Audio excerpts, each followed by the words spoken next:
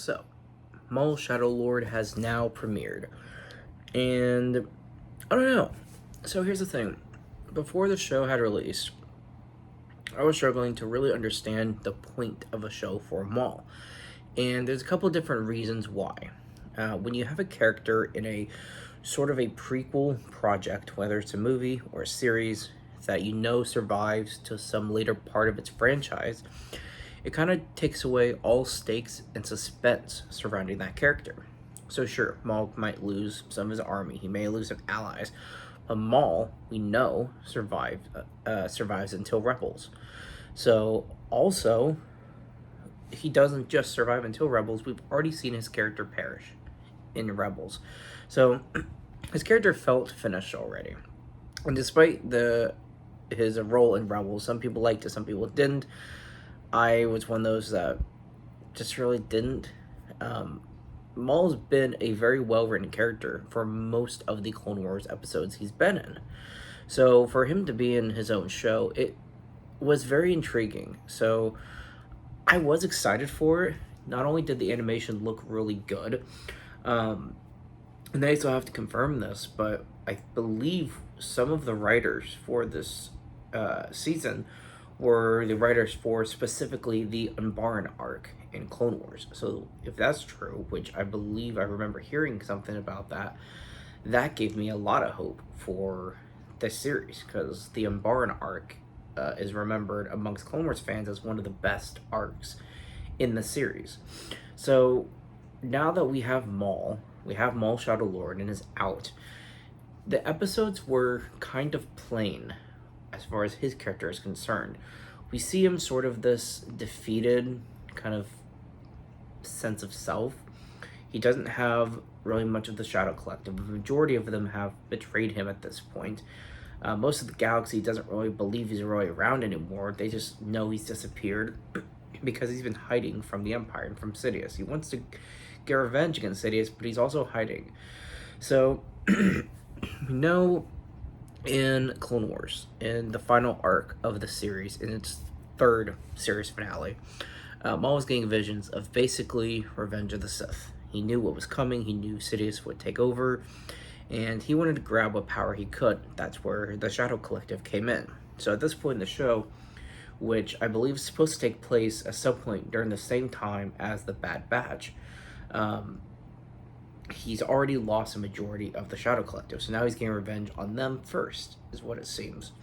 So the whole him trying to gain the power that we already saw him have, and because of Rebels we already know he loses, it's just those parts of the story, there's no suspense and there's no stakes at all. There may be stakes for certain other characters, some new characters, you wonder if they'll survive or not, or be put in some other project later, but they don't really matter in the grand scheme of the franchise when they're just another crime boss. Star Wars has had so many, and so many fans are far more interested, as far as I've been able to tell, in the Force users. That certain clone characters, certain bounty hunters, Mandalorians, underworld crime bosses just aren't the highest of interest for Star Wars characters among Star Wars fans. And so, even though they're creating new characters, we would just rather see more story from Maul, but the show seems to give him a little bit less story and give more story to the characters. Now, Maul does have plenty of screen time. He has several fights. The animation looks spectacular. So that part is still very much there. He's very much present in the series, but he's doing more physical actions of fighting than there's story being built around his character. So I just wish there's a little more, and I'm sure there will be later on this season. We have two new Jedi characters who are canonically, even though online they gave us the name of the characters, I don't think it's been said in the episodes yet.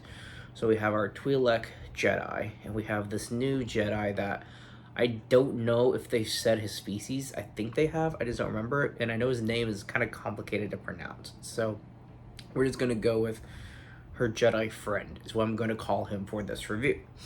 And so, and this review is for both episodes. If I hadn't mentioned already, this review is for both episodes.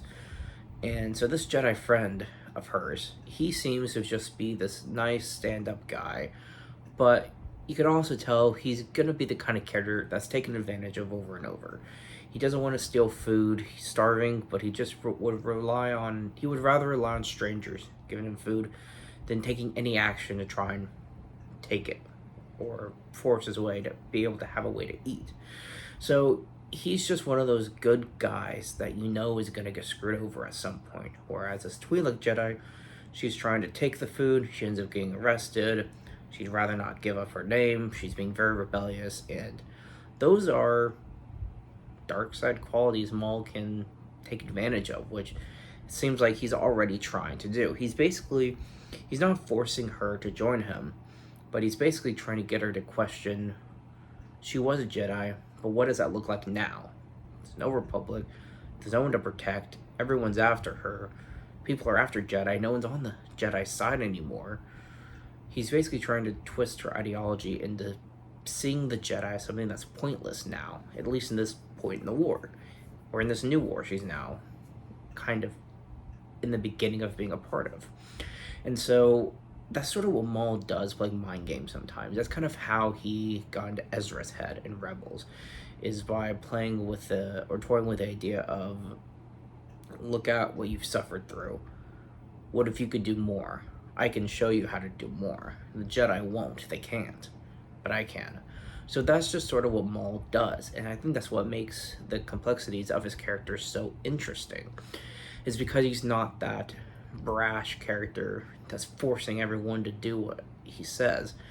He wants it to be their choice, but he knows how to motivate them to make the choice he wants them to make.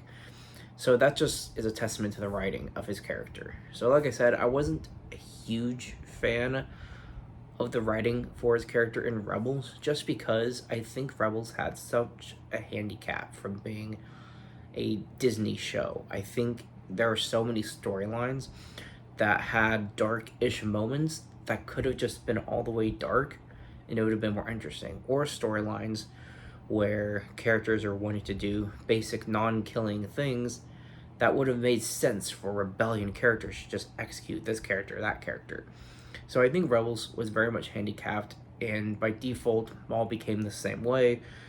Even his fight with Obi-Wan in the end, I personally found to be anticlimactic, even though I know it's been explained in a pretty interesting way. I still, despite all that, would have rather seen a really cool fight. So that's sort of what we're getting in this show now. We're getting what we never got in Rebels, and obviously he never had enough screen time solo to do any of these things either. So this is sort of, we're finally seeing Maul become a main character, and we're getting the kinds of storylines I think we would have seen in Clone Wars. I think these are the types of things Maul would have done even with the Republic and the Separatists around. So I am enjoying the story so far. I wish Maul would have a little bit more of a personal character development, but as it is, it's only 2 episodes in. We've seen from the trailers that the Twi'lek uses a lightsaber later.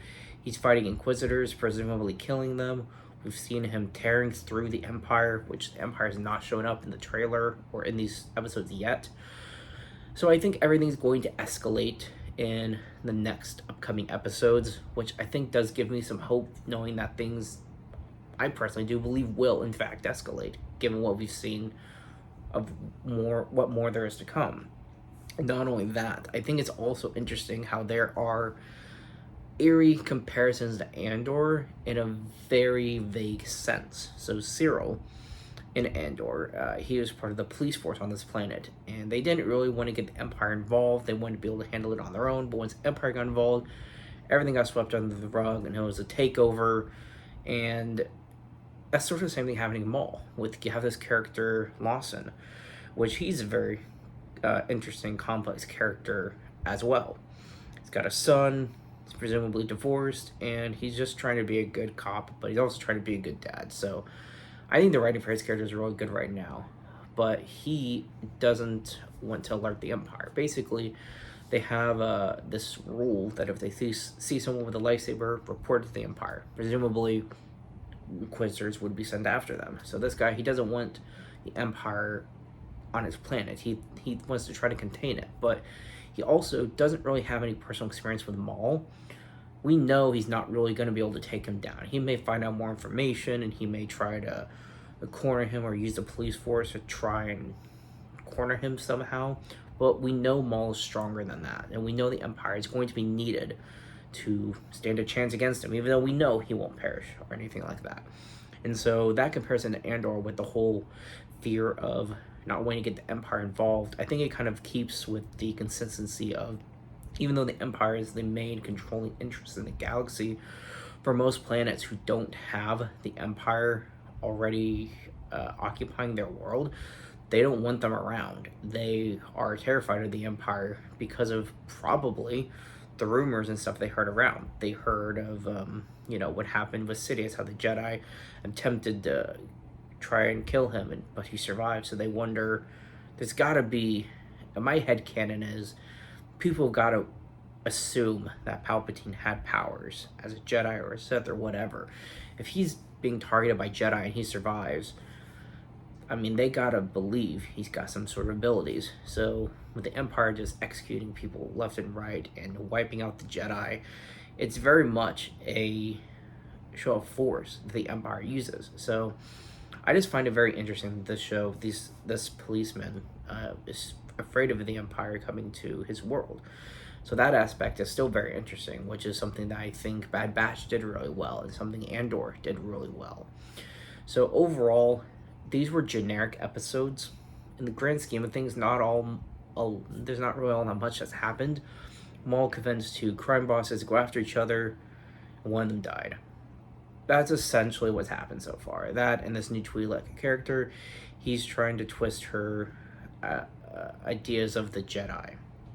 That's really the storyline that's happened. So like I said, there's not really a whole lot that's going on at the moment. But given what we've seen in the trailer, I know there's more to come. I know it's going to get more exciting. It's going to be some epic lightsaber battles, which is my favorite part of Star Wars, is the dogfights with ships and the lightsaber battles. I just want them to look good.